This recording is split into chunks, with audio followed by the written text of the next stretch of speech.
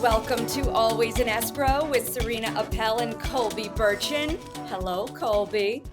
Hello, Serena. I am so excited because we are in for a really fun topic. We are introducing the dynamic and always on the go Amber Love Bond. Based in Miami, she's a freelance food and cocktail and travel writer, contributing to over a dozen websites and magazines. Whether she's exploring the latest restaurant openings, savoring cocktails at Miami's coolest bars, or soaking up the sun on the beach with her laptop, Amber is constantly seeking out the next big thing in the vibrant world of food, drinks, and travel. Amber, welcome to our show. What an intro. Thank you guys so much for having me. I'm really excited to be here. So, Serena, I love everything you just talked about. So this segment is going to be especially for me. So, Amber, I I got some questions for you. Ready? Let's do it. So, let our audience know what inspired you to become a freelance food, cocktail, and travel writer. It was actually a really big accident. It was the best accident ever. I am a Miami native.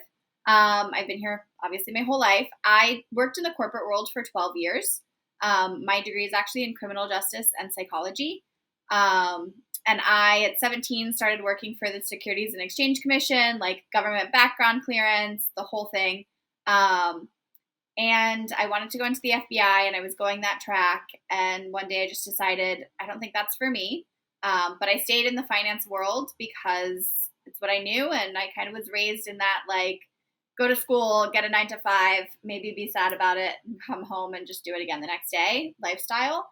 But when I hit like 26, I was going through a transition period with my friends and out of a relationship. And I was taking advantage of the fact that my financial accounting, I was auditing for a best practices firm. And we had expense account lunches. And so I would suggest, we were in Brickell, and so lots of new things were popping up. And so I would suggest, like, let's not go to Capital Grille for the 900th time. Let's try this new cool place. And I would drag, for lack of a better word, the meat and potato middle-aged white men to crazy fusion restaurants, and they hated it, but I loved it. I knew I wanted more of that. So I tried to convince my friends that we all grew up in like Kendall, suburban Miami, that there's more to do in Miami. Let's go to Brickell on the weeknight. Let's go to the beach. Let's go out. Let's spend some money. I wanted to buy a $200 bottle of wine just because, and once a month, let's treat ourselves. And my friends were not into it. Like, they were, what about Chili's happy hour? And I was like, guys, we've done that for a decade. We don't need to keep doing that. And I was really shy at this point. Like, I'm not eating in a McDonald's by myself, shy, which is crazy because I don't, who is that girl? I don't know her. And so Art Basel, 2015, everybody knows Art Basel is one of the biggest weeks in Miami. I decided I'm going to go out and I'm going to make friends. I want fun friends. I want a fun lifestyle. And I went to every gallery or party that I felt I could just walk into. And my goal was to compliment 3 people, which I'm sure you guys have been to Art Basel events, is very easy. Love your shoes, love your earrings. That's an amazing outfit. Compliment an artist. And I got lucky because the second person I spoke to at a Dominic Ansel pop-up event was the owner of a really big blog at the time. And back then, blogs were like it. And so we connected. And a few weeks later, she was looking for writers. And I, at the time, was also baking on the side. I had a full-blown baking business. I was doing wedding cakes, birthday cakes, crazy fondant, like 6-tier cakes for people. And so I told her I can write about desserts. People pay me for their wedding cake, so I think I have something to say about desserts. And my first article outperformed anything ever on the website. And she had 9 writers at the time. So she gave me a column called Saturday Sweets where I was writing about desserts. I was super enthusiastic, and I was down for anything and everything. And so she started sending me to openings and to parties and events, and even going for free to all of these crazy things. My suburban friends were not into it. They were still like, no, it sounds like a lot. So I was kind of forced to go and sit at the bar. And like, I wasn't going to sit at a table alone, so I'd sit at a bar. And no one in Miami was really covering cocktails at the time. So when I started writing my stories, I would do 800 words on the chef and then 800 words on the bar program. And that was kind of unheard of at that point. Um, so then I would sit at the bars and start asking questions, and bartenders would be like, "You're that girl that writes about us. Try this. Let me test this. Here's the brand ambassador for this. Oh, the owner for this brand is here now. Like, let me introduce you." And so then I quickly became the cocktail girl in Miami. And I was getting invited to a million things. I was out every single night. I loved it. And I started to hit a little bit of burnout. And I was like, well, I'm working all day. I'm going to events and writing. I'm still making cakes. Something has to go. And with $211 in my bank account, no backup plan, I said, I think that the 9 to 5 needs to go. And 10 months after my first article, I walked out of the corporate world, and it's been 8 years. And now I travel the world. I have fun friends. I do fun things, and it pays my bills. So amazing. Thank you. It's so inspiring because there's so many points here. Okay. It's like it was confidence. You put yourself out there. You didn't know what to expect and you took a new road. I mean, like, you literally couldn't have baked up this idea. Ha ha ha.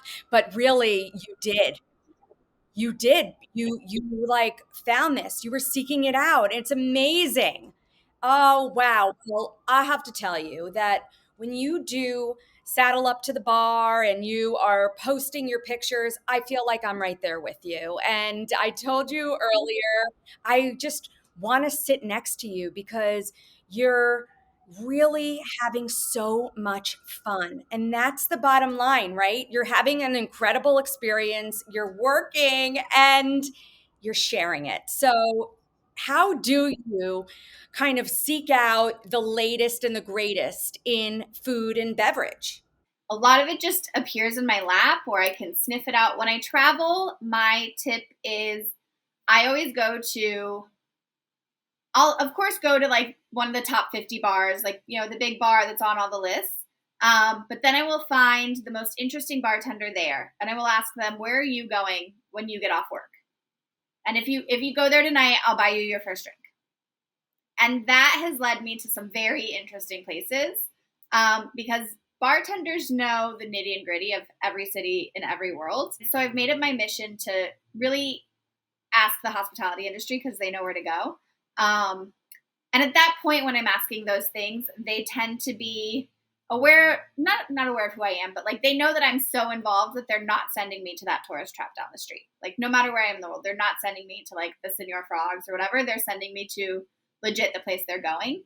And I think that really helps. And so then I try and be that person in my writing that gives you those like gems.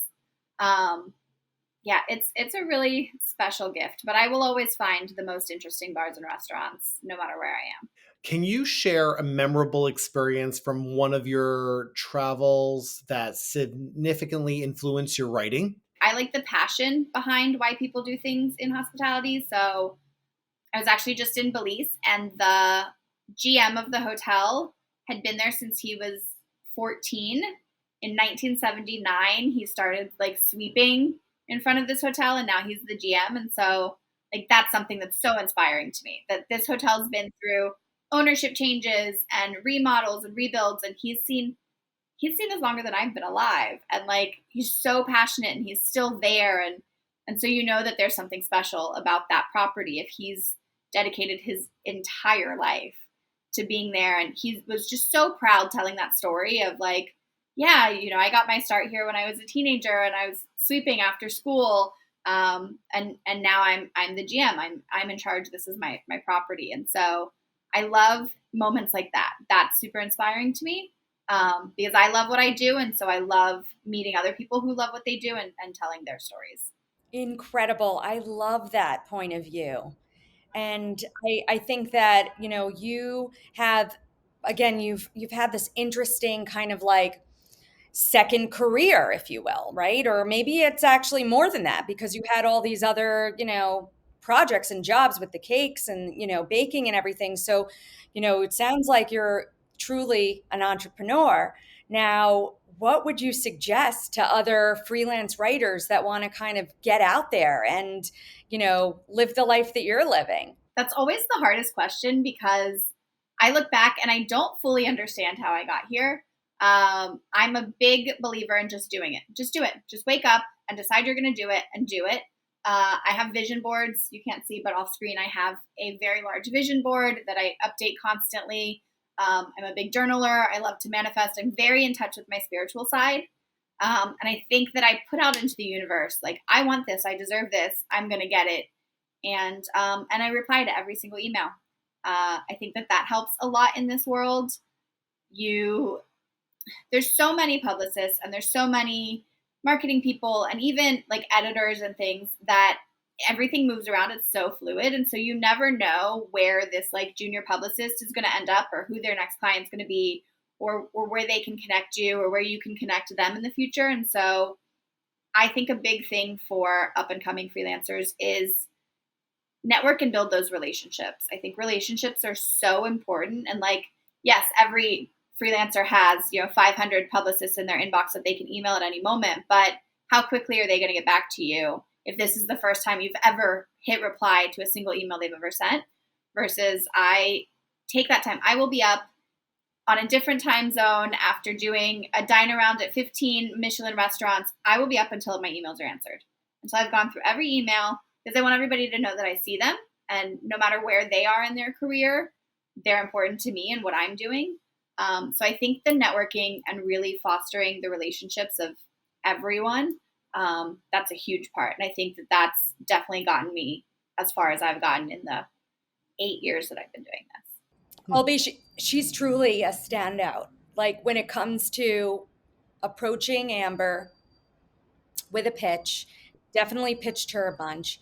She always responds, and it's received, and that's seeing me, and I appreciate that. So thank you for doing that, and thank you for your approach. Um, I think it makes me want to connect with you on so many more things, and when it is the right fit, I do. And my inbox is always open. Even if it's something I know I can't use, I will always write like, thanks so much. I'm happy to keep this in mind. It's not a fit right now. And then I keep that email because who knows, maybe I'm Googling whatever it is later or searching it in my inbox and boom, there's that pitch from 6 months ago. And I'm still keeping it in mind. I can go and I can follow up on that. And so I think that's really important is replying and just being on top of things. So Amber, though, how do you, because I'm so curious, how do you balance your love for exploring new places with the demands of your writing career? It takes a lot of discipline and knowing what I can and can't do. I'm very good. It took a long time, but I'm very good with boundaries and knowing my bandwidth. So like right now I'm home for another week and a half and I have 17 stories that I've taken on that I plan on getting done before my next trip because I'm headed to Europe next.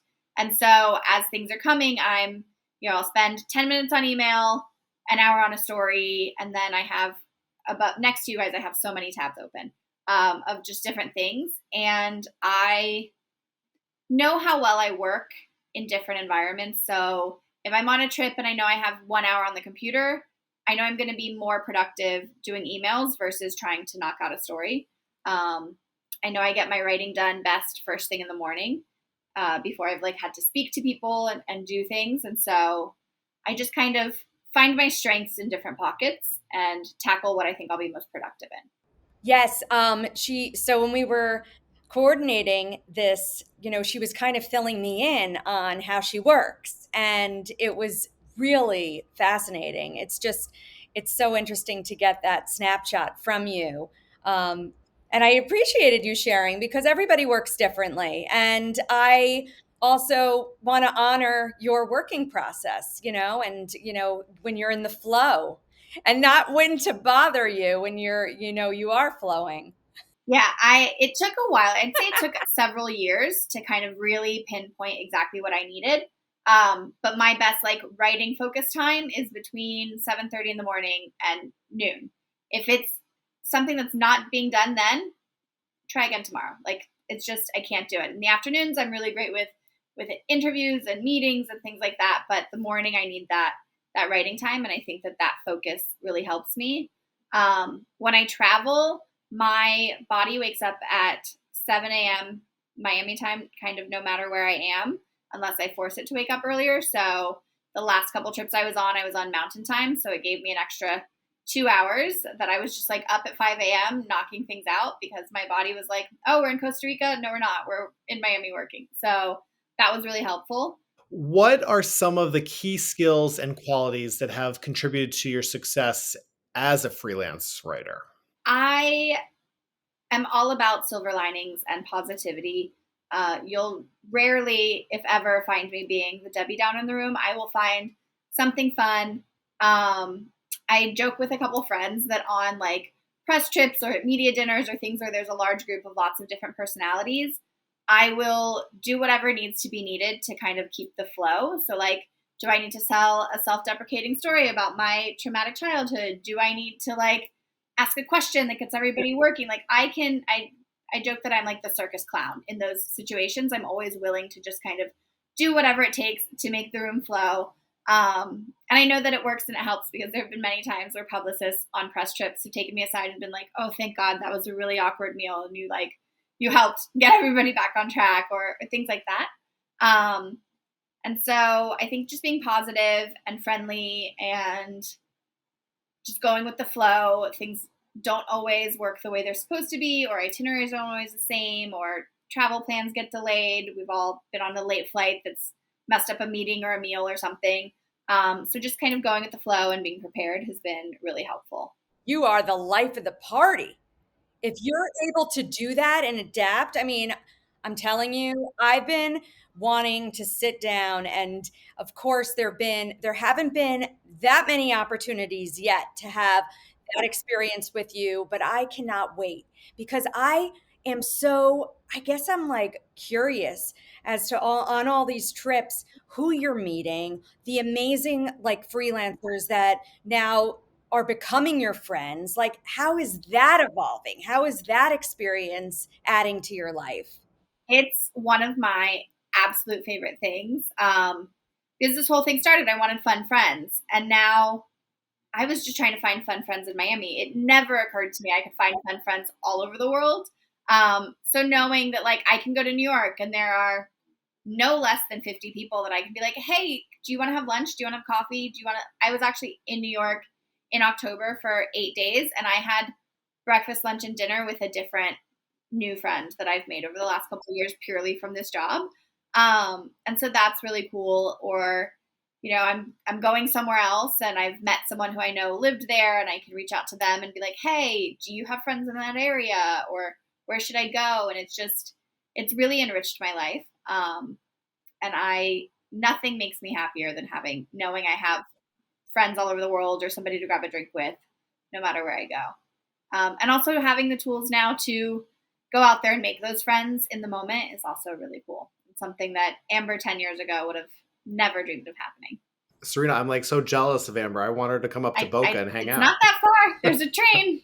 Get off on it. I have some hidden gems in Boca Del Rey for you. I love Del Rey. There's some fun spots in Del Rey too. My wife and I are foodies, and Serena got to taste a couple places, but they are a little hole in the walls.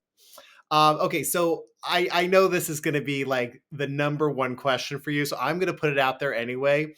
What are some of your favorite restaurants, bars to go to in Miami, and why would you recommend them?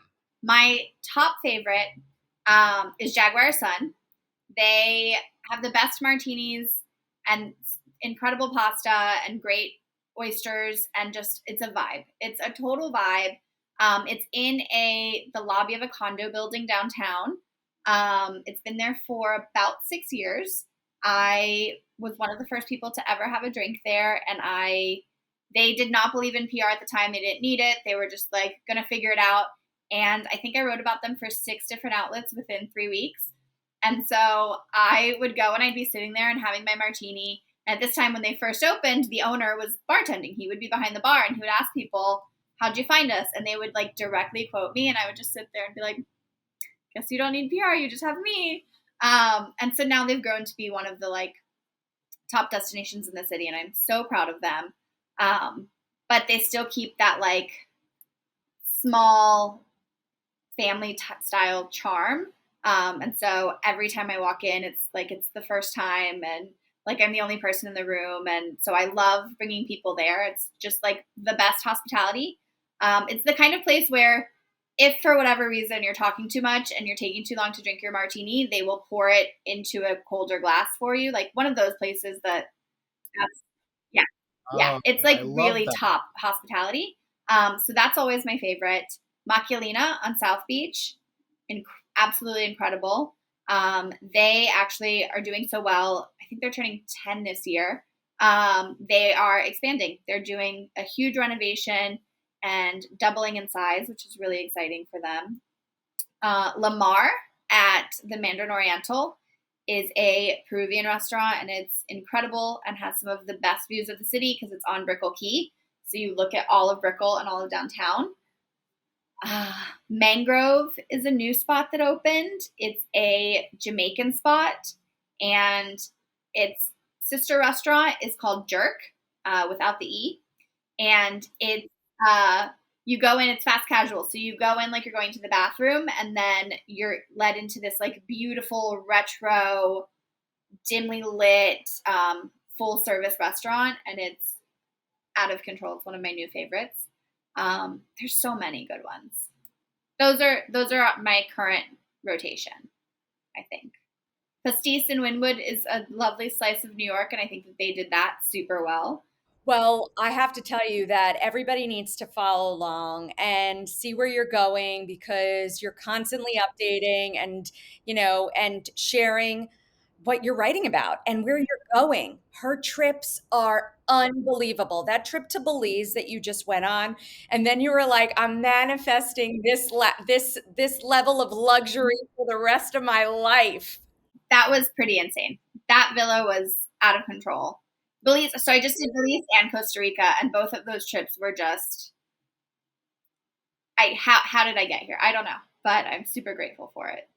And she shared her ayahuasca trip in Yeah, Costa yeah, Rica, right? yeah. That I've was done. Costa I was Rica? in Costa Yeah. Rica for a villa last week and for ayahuasca a month ago, and that was intense. That was 7 days of out of my comfort zone. We did 4 ceremonies and then 3 breath works and 2 colonics and a massage and all sorts of workshops. And I wrestled with my demons, but I came out on top. You know, it's funny. We've been talking about this ayahuasca trip of yours. Serena knows this because my wife really, really wants to do this ayahuasca. She's been talking about it for years. And we were in the city a couple weeks ago with Serena, and she was telling my wife about your trip.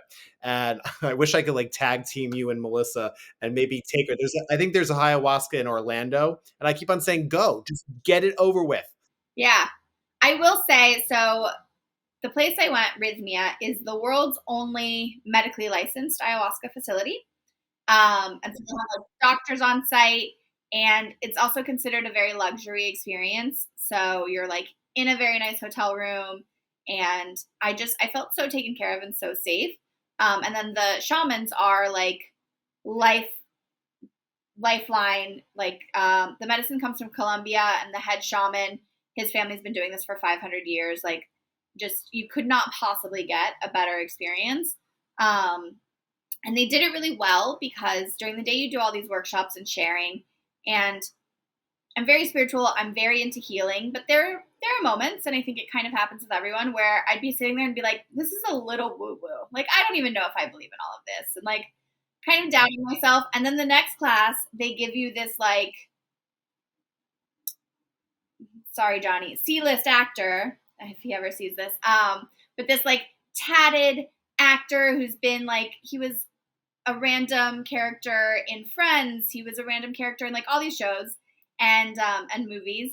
And he's like tatted, and he's got like the mouth of a sailor on him, and he's an ex-drug addict, and he's like, this shit works. And he talks about how he met his wife at one of these retreats, and like how his life's back on track and all these things. And you're like, okay, it's such a difference from that like super woo woo, like everything's gonna be fine person, to he's like, I was in a gutter, my life was over, I didn't think I'd live another day, and then I did something like this.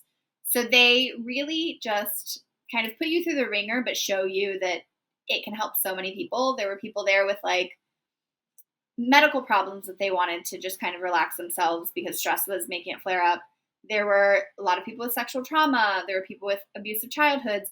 There were a couple older men in their like 70s that I adored, and they were there because they knew they were terrible fathers and they wanted to show their kids they could be better grandfathers, and they wanted to like live their last years like as a better parent.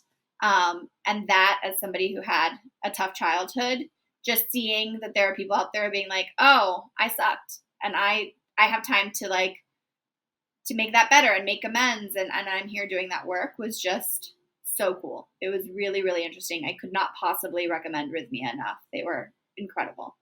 Being accountable. That's great. No, but see, That's okay, so I love that perspective, but Colby, she would come out, I don't even know, it was like 2 in the morning, and she was like like posting updates in real time. I was like, I'm here for this. Like, I am here. I am rooting Amber on. You're gonna get through this. Like, let's see what comes of this. But it was also like, being able to see and hear what the process was like. And yeah, it's your own personal journey, but like you shared it in such a authentic, really special way. So listen, I want everybody to know about you. Everybody needs to follow Amber Lovebond. Amber, tell everybody where to find you, what you're writing about, how they should just know everything that's going on in your world. I'm on Instagram at Amber__love. That you'll find everything there. I post links to my stories. I write for Forbes, Thrillist, Eater, Time Out, Southern Living. I've done a couple of things for Men's Health, Block Party, Open Table, Miami New Times. Kind of write for anyone. But I post all the links on my social media, and then I also have a Substack called Amber Loved. My name is Amber Love, and it features things I loved that week. So it could be part of a press trip, it could be a package that's delivered to me, it could be a person I met, an experience, and so you can find that at amberlovebond.substack.com, and it goes out weekly.